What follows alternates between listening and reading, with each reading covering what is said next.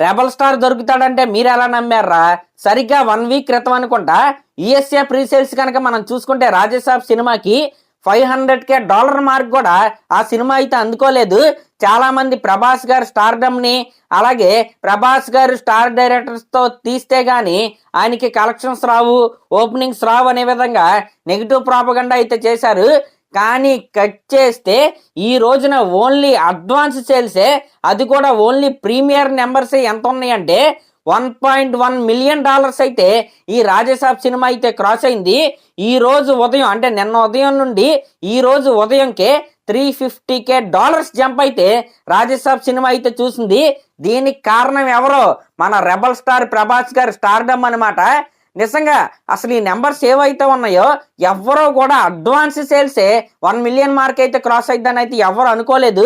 కానీ rebel star Prabhas గారు stardom ఏదైతే ఉందో గత 3 రోజులుగా డ్యూటీ చేయటం అయితే మొదలు పెట్టింది.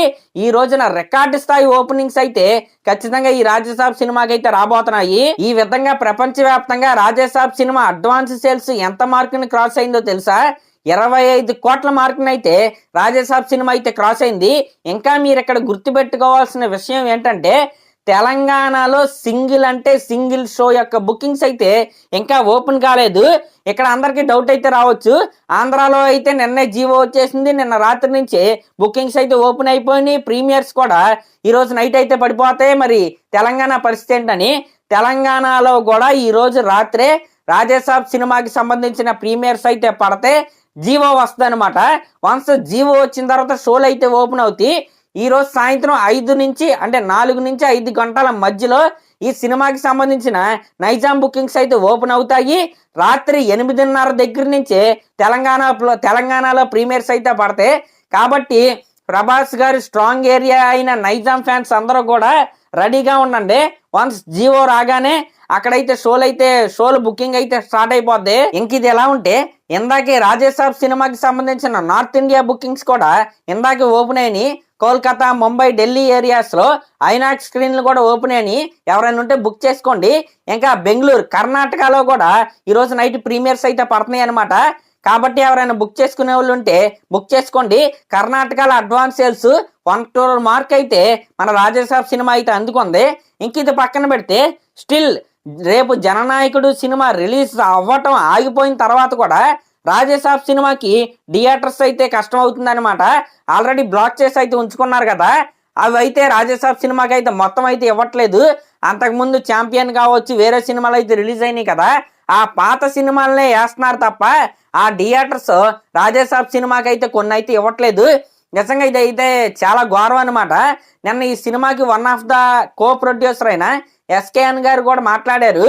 అంటే ఈ రోజున ఒక పాన్ ఇండియా మార్కెట్ పెరగడానికి కారణమైన ప్రభాస్ గారి సినిమాకి థియేటర్స్ ఇవ్వట్లేదు మీరు, కాబట్టి ఇండస్ట్రీ పెద్దలందరూ కూడా థియేటర్స్ అయితే ఇవ్వాలని ఆయన అయితే కోరాడు.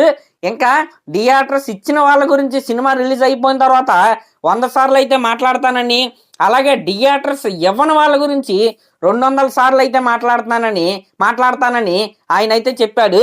ఇదేదో ఇష్యూ అయ్యేలాగా ఉంది. నాకు తెలిసి సినిమా రిలీజ్ అయిన తర్వాత పెద్ద వాళ్ళ పేర్లు అయితే బయటికి అయితే వస్తాయని నేనైతే అనుకుంటున్నా. అయినా నైజాం ఏరియాలో ఈ సినిమాని కొన్నది అల్లాటప్ప ప్రొడ్యూసర్ అయితే కాదు, మైత్రి మూవీ మేకర్స్ వాళ్ళు అనమాట. మీరు చూసుకుంటే మైత్రి వాళ్ళ నుంచి వచ్చే సినిమాలు ఈ సంవత్సరం పెద్ది కావచ్చు, ఉస్తాద్ భగత్ సింగ్ కావచ్చు, ఇలా చాలా సినిమాలు అయితే ఉన్నాయి. అయినా సరే వాళ్ళు థియేటర్స్ని అయితే హోల్డ్ చేయలేకపోతున్నారు. ఖచ్చితంగా రాబోయే రోజుల్లో వాళ్ళైతే ఈ థియేటర్స్ని హోల్డ్ చేసే ఆర్ట్ ఏదైతే ఉందో దాన్ని అయితే త్వరగా నేర్చుకోవాలని నేనైతే కోరుకుంటున్నా.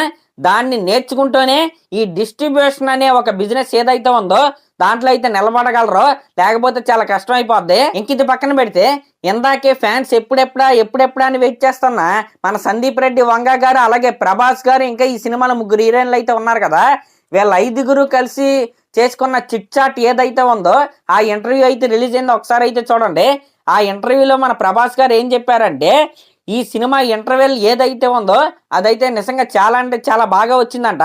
సినిమా ఫస్ట్ హాఫ్ మొత్తం కూడా ప్రభాస్ గారు వాళ్ళ గ్రాండ్ మదర్ మధ్య అయితే రిలేషన్ అయితే ఉంటా ఉంటది. కానీ ఇంటర్వెల్లో ఫస్ట్ టైం మనవడు తాతగారిని అయితే కలుస్తాడంట. అందులోనూ తాత మామూలు తాత కాదనమాట, చనిపోయి పెద్ద గోస్ట్ అయ్యాడు కదా ఆయన సంజయ్ దత్ గారు.